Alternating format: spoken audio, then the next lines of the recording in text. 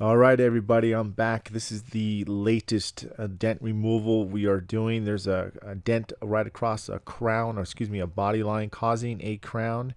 And I'm going to show you a lot of different ways that I attack and approach this dent. I'm going to be using flat bars, we're going to be using soft tips, we're going to be using glue pulling, obviously, and we're going to even use a blending hammer in some of the parts, and even replacing some of the tips that you commonly see with a R4 tip as a blending tip. Just so you guys, if you guys are getting one of those, I recommend using that, and we'll get to what I'm talking about in a little bit when this comes up. Now, I am going to warn you, this is going to be one of the longest tutorials I have done on a chapter. So this is almost an hour long, maybe close to it. I haven't really looked at the time, but I know this is an edited video, but honestly, I'm kind of lazy, don't want to go back and take a look, but it's well over 50 minutes.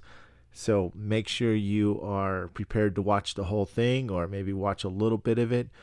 It's going to be a good one. There's a lot of good things in here that are going to help you understand how I broke this dent down, and a lot of different approaches, and a couple little tips too as well.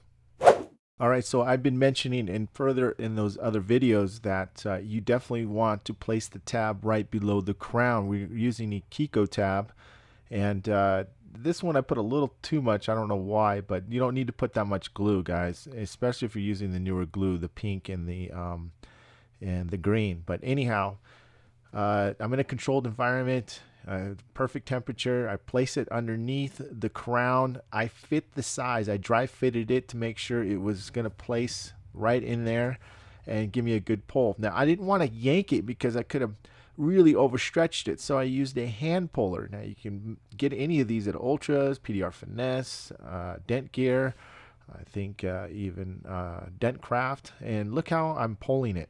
I'm control pulling it. I just want to get the meat out and get it started. Now, if you're not familiar with the blending hammer helps you tap down those crowns or blend in a micro lows, or excuse me, highs. You can do lows as well. I happen to use for the crowns on this particular repair. And I highly recommend the Shane Jack's blending hammer that I'm using now. It's very balanced. You'll like it. On that end, I have an I believe it's an an H16, and I think they have an H14 and an H15, something within those model numbers, and they just slightly beveled. But that happens to be, I think, the H16 or H15. So, anyhow. The other tip on the other end comes with the hammer, so if you get it, it's going to come with that. But I think that's an R12. I'm not quite sure though. Okay, but they're both from Dent Craft. Those tips, if you like to try them. But what I'm doing is I'm just tapping it down enough. You probably don't see it well enough going down. He's like, well, he's just tapping. Well, if I fast forward it and rewind it and fast forward it, you can see that I'm actually tapping those crowns down. I'm just loosening up a little bit. I'm not trying to go for glory and really whack it down. I have to release the tab, and then I'll actually push underneath it, and then I'll tap it down again. Then you'll see a big improvement on the crown when I'm blending and tapping it down. Now, I am using 91% alcohol in case you guys are wondering. I do recommend, if you're doing a lot of glue pulling, I recommend using some rubber gloves, at least on your dominant hand, because that's what you're using to peel off the glue and taking off using with alcohol, because it will chap your fingers a lot. So I use a glove now, a rubber glove, and if you need help taking these tabs off, use a wedge, and that'll help take that off too as well. And then you can see what I've got left. I've got a low, I've got another low, I've got some crowns up here, and I've got that pinch right there. That's what I see so far in this shot. Again, I've got that low, another low, a pinch because of where the glue tab really pulled. That was the main part where the glue tab pulled. I've got the crowns I got to deal with, and a little bit of light little lows that I'll have to pick out towards the end. So the first thing I'm going to do is I'm going to tap down that high spot right here in the middle. I want to release a little bit of pressure. I don't want locked pressure while I'm trying to push. So I'll take the blending hammer and just slightly start tapping down in the middle. Now I will speed it up so you'll be able to see what I'm doing, but take a look and you can kind of listen to the tap.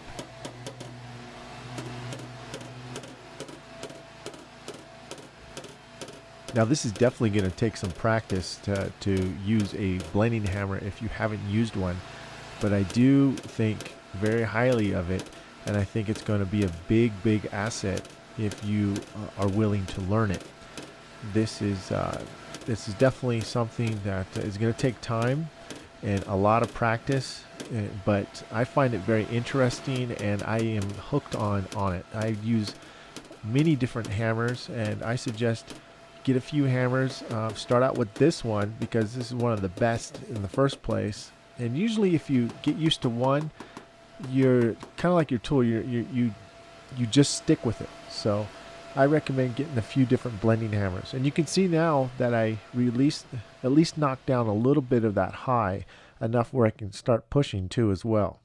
Now, what I'm going to start using is the Anaconda. Now the Anaconda is a lot like the Dent dial. And I'm just going to bring it back into focus for you and show you exactly what areas we're going to be pushing on. You can see there's two lows now in that area, and those are the ones that we're going to be focusing on.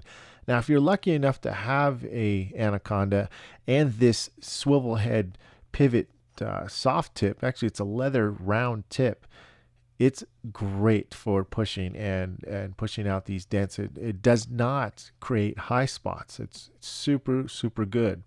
Now, once in a while, I do have a set of Anacondas that come in. So if you want to get on a waiting list, it can take months to get sometimes. But if you are lucky to get one, you will not be disappointed. Don't think one or the other is going to be better. You're always going to want a couple different flat bars. I would recommend a Dent dial and an Anaconda. They're just two different bars. One can bend and the Anaconda doesn't bend. So you'll be able to appreciate the capabilities of each flat bar. Like I mentioned, I would get a couple just to check out. Now, that being said, I am going to switch to the Dent dial because I have a 35 light, which is longer than the Anaconda. So that'll give me more reach to the top of the fender than it would the Anaconda. So, because the Anaconda is a set length. So and what I did too is I added an R4. You can add an R4 or you can add an Ultra Dent soft tip on there. And that's what I'm doing. I'm just pinpointing the little low spots in that panel, as you can see.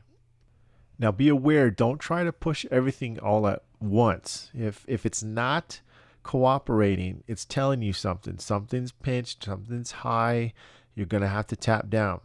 In this case, I've got a lot of power with that Dent dial, and I'm able to push out most of this low right here. It's a back and forth process, guys. So don't think you have to force it. If you feel like it's really tightening up for you, or you're using 2-3 times more force and it's really not cooperating, then do the opposite. Instead of pushing, you want to tap, and vice versa. So if you're tapping and it's getting harder to tap, then you want to push. So this is a little recipe that I'm doing right here, and all I'm doing is just gradually straightening it up, getting it straighter and straighter, and testing out the metal, see how tight it is. Now it is going to tighten up because of the crowns above it still, and then that pinch right there. Now remember what I said is I'm going to go back and tap down the high spots because I want to make sure when I go to push, I'm not going to have any locked pressure. So I'm using the blending hammer, the jackhammer, to tap down. If I'm not going to get a really good precise of the results I want, I'll go back to a sharper tap down like you see here. This is a Delwyn. You can get these type of tap downs at Ultra Dent Tools or any other common PDR place. These happen to last the longest. They don't wear down very fast, and they're very reliable. So I just want to knock it down enough where I can start pushing. There's a little bit of a low. You can see me moving my board. There's still two lows there, okay? One right here and one right there. Now, going back and forth, softening the metal back is tapping down, pushing, tapping down, pushing. You're eventually going to get it soft enough to where you won't have this back and forth problem. So again, it's balancing the dent. I'm using the flat bar to push.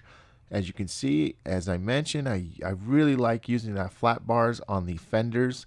Whether it's if further away, you're going to use a 35 light, or if it's close and a nasty dent, I like using the Anaconda. So whatever poison you want to use, whatever you're comfortable with, I think you're going to appreciate the power that you get and the leverage that you get with these bars. So I'm always looking for that sharpness in the line. So I see a little bit of a pinch down here on the bottom. So I'm going to open that back up. And as I open it up, that center will get a little bit more shallow, that little low right above it where I was tapping. I do a little bit each time when I'm working the dent. And I keep it nice and symmetrical. If you've heard me in my earlier videos, if you don't keep your dent clean, it's going to get very, very crazy messy in the end, and you're going to get lost. You're going to chew it up. It's not going to be a very happy ending, shall I say, for you. Now, when I'm actually looking at the repair, I'm looking at what's going to bother me the most. Is it the lows? Is it the highs? So obviously the lows were in this photo, excuse me, in this shot were the most obvious. So that's what I'm doing. I'm going for all the little lows I can push, and as soon as I push all the lows, then I'll start tapping. And then a little bit, if it starts looking really good and you can't really see, don't forget, very, very important, don't forget to start switching sides.